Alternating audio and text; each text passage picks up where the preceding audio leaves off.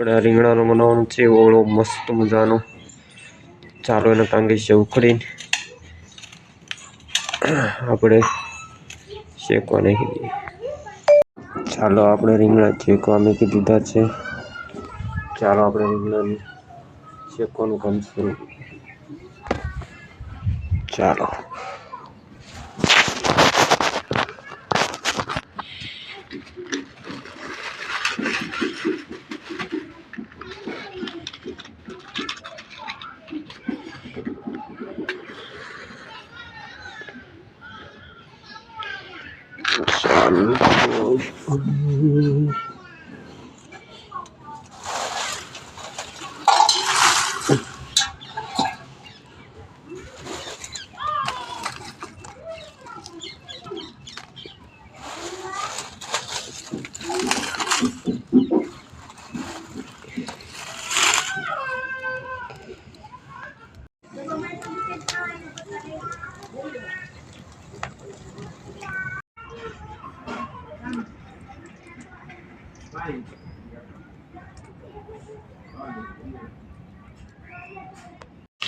પહેલાં તેલ ગરમ થવા દઈશું.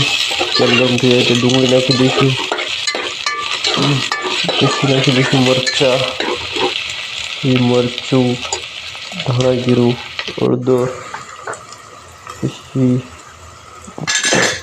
ઘડીક સળવા દઈશું. પછી નાખી દઈએ ઓળો. ઘડીક 10 મિનિટ સળવા દઈશું એટલે ઓળો આપણો કમ્પ્લીટ થઈ જશે તૈયાર. આપણો ઓળો બનીને કમ્પ્લીટ થઈ ગયો.